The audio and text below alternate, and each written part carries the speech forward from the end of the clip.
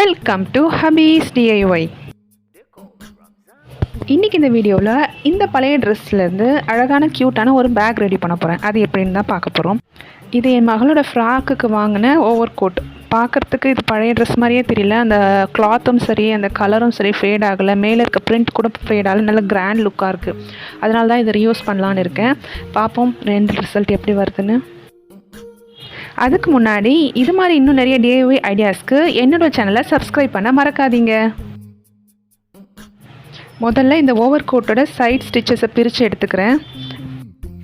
Back சைடில் இருக்க கிளாத்தை இந்த மாதிரி ஸ்ட்ரெயிட் லைன் போட்டுட்டு எந்த அளவுக்கு முடியுமோ அந்த அளவு ரெக்டாங்குலராக கட் பண்ணி எடுத்துக்கிறேன்.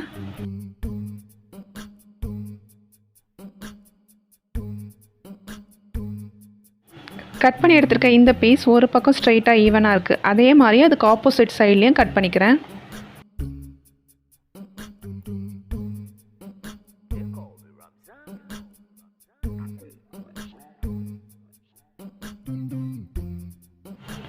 அந்த ட்ரெஸ்ஸோட ஃப்ரண்ட் பார்ட்டில் ஒரு சைடை எடுத்து இதே மாதிரி தையலுக்கு உள்ள அளவு இல்லாமல் ஒரிஜினல் அளவுக்கு கட் பண்ணி எடுக்கிறேன். அந்த பைப்பிங் கொடுத்துருக்காங்க இல்லையா, அந்த த்ரெட் மட்டும் கட் பண்ணாமல் எடுத்துக்கிறேன்.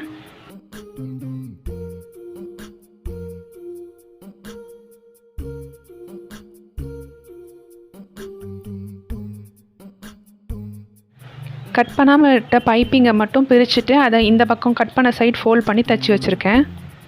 இதுக்குள்ளே திக்னஸ்க்காக ஒரு திக் கிளாத் கொடுத்துருக்கேன். ஃபஸ்ட்டு கட் பண்ணி வச்சுருக்கேன் இந்த பெரிய ரெக்டாங்குலர் பீஸுக்கும் இந்த திக் கிளாத் கொடுக்குறேன். இது பேக்கு ஒரு ஸ்டிஃப்னஸ் கொடுக்கும். கட் பண்ணி வச்சுருக்கேன் இந்த பெரிய ரெக்டாங்குலர் பீஸை ரிவர்ஸாக போட்டு வச்சுருக்கேன். அந்த திக்கான கிளாத்தையும் போட்டு இதோட சேர்த்து தைச்சிட்டு அதோட கார்னர்ஸை கட் பண்ணி எடுத்துகிட்டு இன்சைட் அவுட் திருப்பி எடுக்கணும்.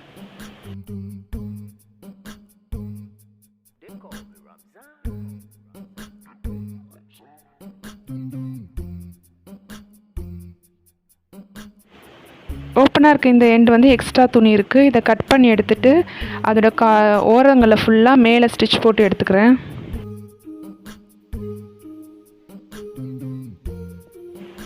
ஓப்பனாக இருக்க எண்டில் ஏற்கனவே ரெடி பண்ணி வச்சுருக்க இந்த பிரிண்டட் கிளாத் பீஸையும் சேர்த்து இன்சர்ட் பண்ணிவிட்டு அதுக்கு மேலேயே தையல் போட்டு எடுக்க போகிறேன்.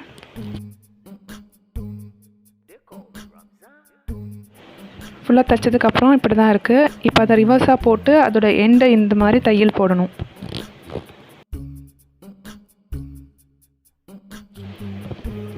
ரெண்டு பக்கமும் தைச்சதுக்கப்புறம் அதோடைய கார்னர் இருக்கு இல்லையா, அங்கே 2 ஸ்கொயர் 2 பக்கமும் ஒரு 1/2 இன்ச்சு அளவுக்கு போட்டுட்டு அதை இந்த மாதிரி க்ராஸாக ஃபோல்ட் பண்ணால் நம்மளுக்கு ஒரு ட்ரையாங்கிள் ஷேப் கிடைக்கும். இந்த லைனில் நம்ம ஸ்டிச் போட்டு எடுக்கணும். இதே மாதிரி ஆப்போசிட் சைட்லேயும் பண்ணணும். 2 கார்னர்ஸும் இந்த மாதிரி தைச்சதுக்கப்புறம் பேக்கை திருப்பி பார்க்கும்போது இந்த பாக்ஸ் ஷேப் பர்ஃபெக்டாக இருக்கும்.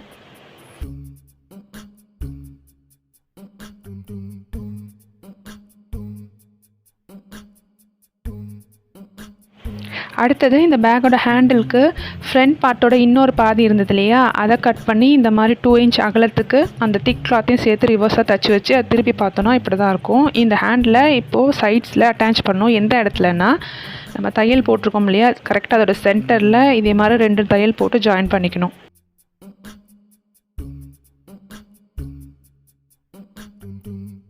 பேக்கோட ஃப்ரண்ட் சைடில் நான் வெல்க்ரோ யூஸ் பண்ணியிருக்கேன். இந்த இடத்துல நம்ம மெட்டல் பட்டன்ஸ் கூட யூஸ் பண்ணலாம், நல்லாயிருக்கும்.